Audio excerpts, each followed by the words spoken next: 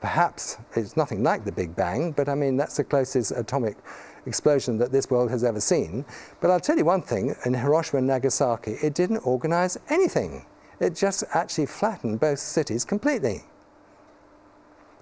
Now, systems can't get more complex by evolution or a Big Bang. They simply can't. According to the second law of thermodynamics, which talks about entropy, systems can't get more complex by evolution. You see, the evolutionists like to say everything will get more involved, more complex and better, but actually that's not what the second law of thermodynamics has to say. Now we're going to look at the law of conservation of angular momentum. And this proves that the Big Bang theory really is incorrect. Let's look at the law of conservation of angular momentum. I want you to look at that spinning object at the center of the slide there, and imagine that all those the balls spinning off it have spun off it and are all spinning in the same direction. Of course they are, and that's what you would expect, and that's to do with the law of conservation of angular momentum. If you look carefully, you can see little tiny moons or little tiny balls around the smaller balls that are spun off the big one, and they would be like the moons going around the planets. They're also rotating in the same direction. So the basic law is that everything spins in the same direction. If everything's going clockwise, then everything would go clockwise. Now let's make it simple so we can all understand what we're talking about. Here's some children playing on a merry-go-round, and some friends come along and start pushing it, first at 30 miles an hour, and then the children get worried because it's going even faster and faster, and then they fly off because it's going so fast the centrifugal force causes them to lose their grip and they fly off. But the point is that they're all spinning in the same direction, and that's because of the law of conservation of angular momentum. Maybe they'll even hit a tree. Now, the conservation of angular momentum is absolutely fixed and it can't be changed. And this is what Dr. Reeves says in his book, The Origin of the Solar System. This angular momentum would have caused the sun to spin very rapidly. Actually, our sun spins very slowly, while the planets move very rapidly around the sun. In fact, although the sun has over 99% of the mass of the solar system, it only has 2% of the angular momentum. This pattern is directly opposite to the pattern predicted by the nebula hypothesis. And then we look at Dr. Stuart Ross, who has this to say: the ultimate origin of the solar system's angular momentum remains obscure. I would agree with that. It's very obscure. In fact, if you look at the various, if you look at the planets up in the heavens, you'll find that Venus, Uranus and Pluto, probably Pluto, rotate backwards from the other 6 planets. They rotate in a different direction. And that's not what they're supposed to do, not according to the law of conservation of linear momentum. It says, and if we look at the actual moons surrounding these planets, 6 of the 63 moons rotate backwards. Jupiter, Saturn and Neptune have moons orbiting in both directions. Now that really is very, very complicated for evolutionists to explain, because it really goes completely against the law of conservation of linear momentum. So my theory is that this never actually happened. There never was a Big Bang. Now we're going to look at the law of biogenesis. The law of biogenesis simply says that life cannot evolve spontaneously in the primordial slime. Life can't evolve from non-life forms. You can't get a crocodile evolving from a rock. You wouldn't expect that to happen in your garden, and nor would I. According to evolution, life arose by chance in the primordial slime 3 billion years ago. Well, that's not what the law of biogenesis says is supposed to happen. The law of biogenesis is quite clear that life does not arise from non-life forms. Now, the evolutionists, and particularly Darwin, like to talk about simple life forms, which also got more complicated as evolution progressed. And I'd like to make the point quite clearly right now that there are no simple life forms, and I'll show you some pictures. But first we're going to discuss DNA, which is the computer medium on which our bodies are constructed. Very, very complicated amino acids. It can be calculated mathematically using switching theory that the chance of one DNA molecule occurring randomly is 1 chance in 10 with 53 noughts after it. Now that is a huge, huge number, and all scientists say that anything with a chance greater than 1 chance in 10 with 50 noughts after it is impossible. So there we are, mathematically it's impossible that DNA arose by chance in the primordial slime. Now look at this picture. You see, Darwin didn't have an electron microscope, but of course we do. This is a picture of a nerve ending. That's a picture of a nerve ending. And let me tell you, that is not simple. We know a little about what goes on inside a nerve in order to conduct electrical impulses along the nerve. And let me tell you, it is really, really complicated. Here is the electron microscope picture of a human brain cell. They're not simple, Mr. Darwin. They're not at all simple. They're really, really complicated. Here are human blood cells which carry oxygen around our bodies, and they are really complicated. They carry oxygen to all the cells in our bodies, and they are really complicated inside. But this is what Darwin had to say.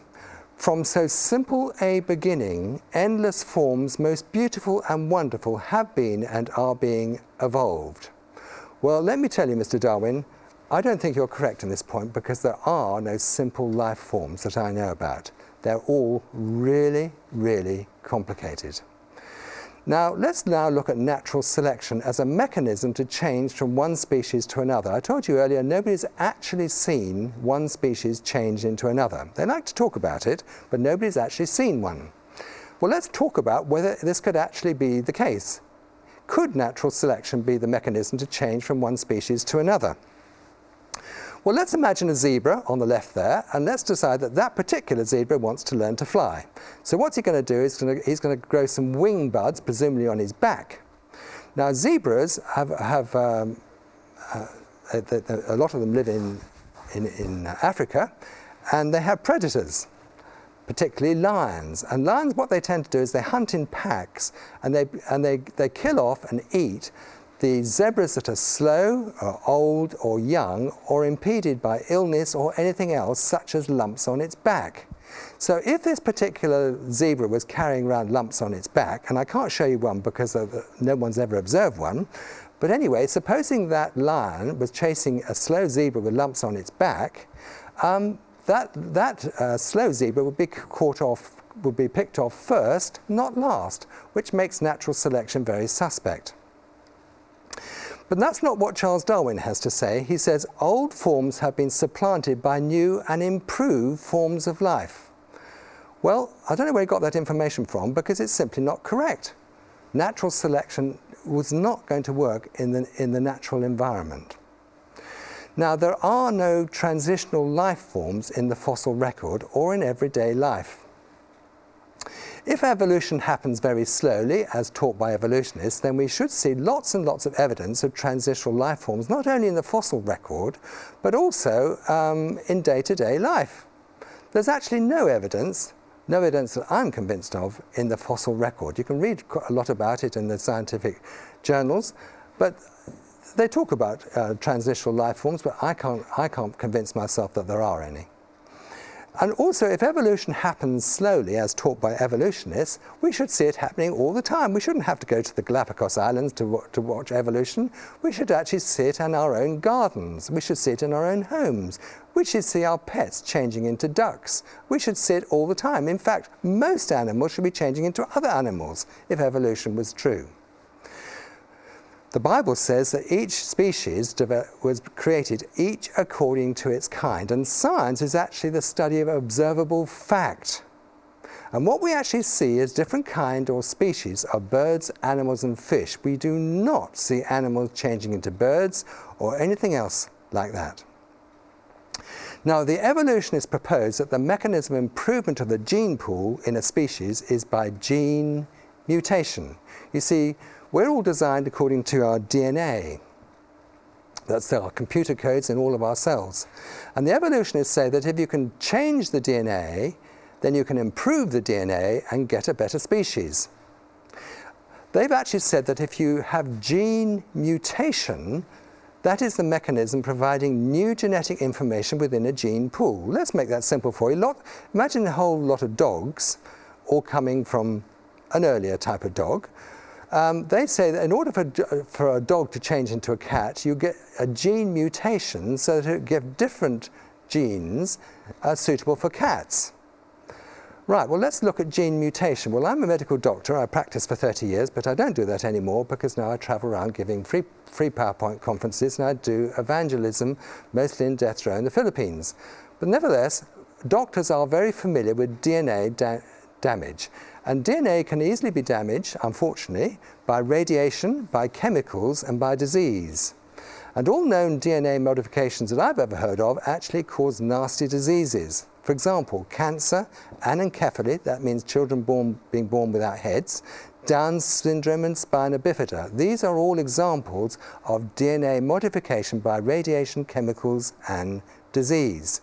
There are no known cases of DNA modification that cause an improvement of the species. So this theory, it may sound good, but it's not actually supported by actual observable scientific fact. Now we're going to look at the eye, which is an example of irreducible complexity. Let's explain that the eye, there are many, many organs we have in our body, but I'm just going to choose the eye as an example. It's a fantastic, fantastic camera. In fact, there are two of them, as you know. And what does the eye do? It takes light, which is actually photons moving in a waveform, and converts it into electrical impulses which are perceived by the visual center in your cerebral cortex. The light comes through the pupil opening. It comes through transparent skin called the cornea. It comes through the pupil and then accommodated by a lens.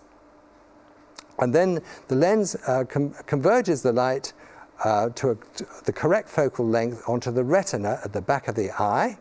And the retina is full of lots of rods and cones which convert this light into electrical impulses, which then travel up the optic nerve through the optic chiasma to the cerebral cortex to the visual center. And then your brain, what the brain does next is to get hold of these electrical impulses at the visual center and correlate them with other senses, for example, hearing and smelling and taste and touch, and tell you, and also proprioception, which is just the way your muscles and joints and tendons tell you where you are in time and space. It's all fantastically computed in your brain.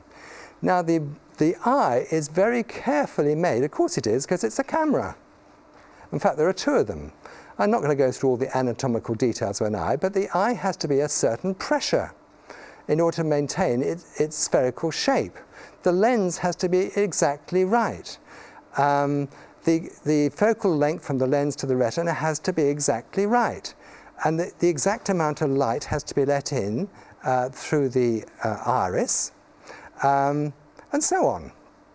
And what's more, there are blood vessels called arteries and veins, which bring oxygen and other nutrients to the cells within the eye, and then veins to take waste products away.